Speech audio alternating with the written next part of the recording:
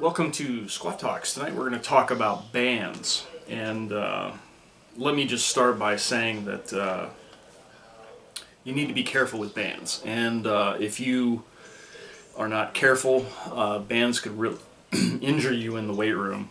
Sometimes you'll see band failure where the band snaps, and that can launch things. You got to be really careful. I've seen people ricochet things and cause the bar to flip on one end or the other, so be careful. I've never really had any major issues with bands, but just understand that you're dealing with some accelerative forces that are different than normal weight room exercises. So just be aware that in your training that you're dealing with essentially large rubber bands that are potentially hazardous if you're not careful. If you're not anchoring things, you could cause things to swing and slingshot. So be very careful with bands. That's my disclaimer.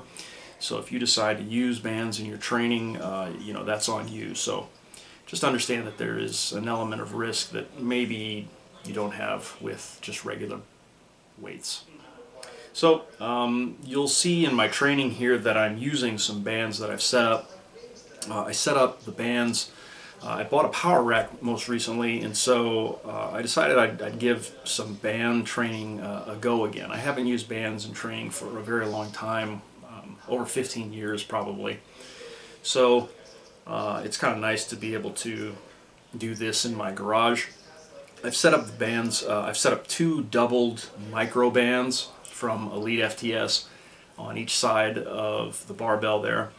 I have them anchored with a 25-pound hex dumbbell on each side, and then on top of that I have a 45-pound plate, and then I've used a nylon runner, which is kind of like a nylon loop that you buy at climbing supply stores. I've looped that around the dumbbell and threaded that through the whole of the 45-pound plate, and then I've attached a carabiner to that, and then I've used the micro bands from the carabiner to the barbell. When you set that up, you got to be careful. If you have a lot of band tension and you're putting those bands onto one side of an empty bar, it could potentially cause a barbell to flip, but the tension isn't ridiculous. I would say at the top probably we're looking at about 60 pounds maybe on each side at the top, so somewhere in the neighborhood of 100 to 120 pounds at the top of the movement is what these doubled micro bands are adding to the lift here. So that's it for setup. I guess the major question is, why would you use bands for barbell lifts like a squat or like a bench press? And the idea is the idea of accommodating resistance, that you're adding resistance in the range of motion where you are at the strongest, which is generally speaking, it's going to be at the top of the movement of a squat or for example bench press or the deadlift. The lockout is going to be where you're strongest, and then at the bottom of the movement is where you're going to be weakest. So the tension is going to be the most at the top, and it's going to be the least at the bottom when the band is stretched the least. There are advantages to that. Some people would say, well, does that train you at the bottom of the hole or not? And the answer is that no, it doesn't really train you at the bottom of the hole, but it trains you to explode from the bottom of the movement. It requires that you accelerate in order to overcome the forces of the bands. So I would say that for a lot of people who are looking to get stronger out of the hole, who find themselves stalling when they come out of the hole, it's a good way to address that. You still need to work heavy weights, probably without bands, but for people who find that they stall out soon after they come off the chest or stall out soon after they start to rise out of the hole, then this is a pretty good way to address that training weakness. I found also with training that training with bands, that it does tighten up my technique quite a bit. I was finding most recently that my upper back was not, my posture while I was squatting was not really what I wanted it to be. And some of that, I think, was just not forcing the chest out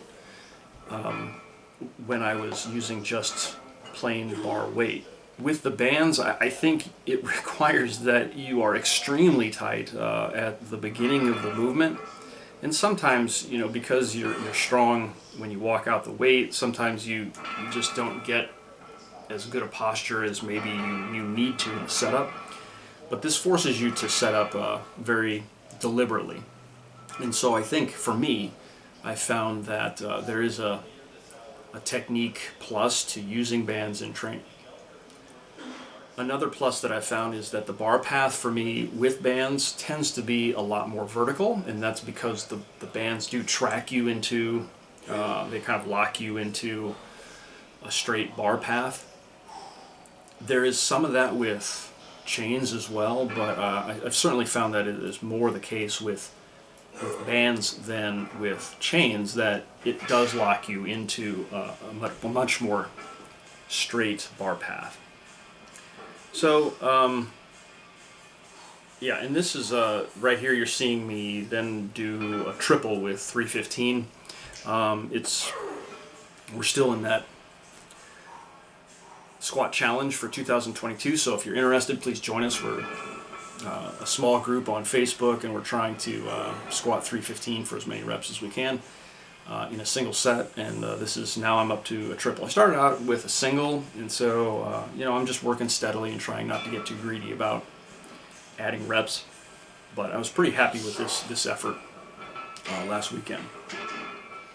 I'm going to follow this up, by the way, with some hip abduction with microband, and then also hip adduction. And then after that, I'm going to do some glute ham raises. I don't show everything there, but those are how I'm going to wrap up this workout. So who should be using bands in their training? I would say that for beginners, you need to be really careful with bands. I don't think most beginners, quite frankly, have much business using bands. I think they still need to learn the basic movements, and they have to be extremely mindful about technique. That said, Dave Tate has mentioned that putting a light band, some light band tension on a beginner sometimes tightens up their technique right away. And I think that has some merit. It does force, I think, beginners to be very intentional about their movements, and it can be a safe way to do it if you're working with a trainer that knows what they're doing.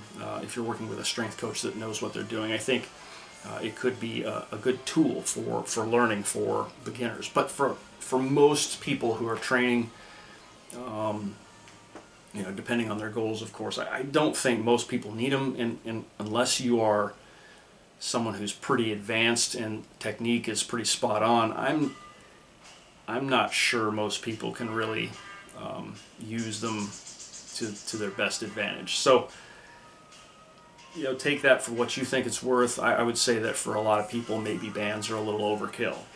However, if you decide to set those up, definitely let me know what you think. Tell me your own experiences with bands. I've been using them off and on in my training. I used them a lot in the early 2000s. But it's kind of fun for me to reintroduce them to the training now, and we'll see where this takes me, and hopefully it's going to continue to give me some gains with my squat and maybe with my bench press. I haven't really used them much with bench press lately, and I'm a little wary of elbow issues potentially, but we'll give it a shot. Another caveat, I think, with the bands is that you're going to find that there's a lot of stress potentially on joints and some of the soft tissue, so you want to make sure that you're doing what you can to make sure that you're maximizing recovery and getting enough rest and taking time off when needed as well. Alright, so that's all I have for you tonight on bands. Please let me know what you think in the comments. Like and subscribe if you can, and we'll see you on the next Skwat Talks.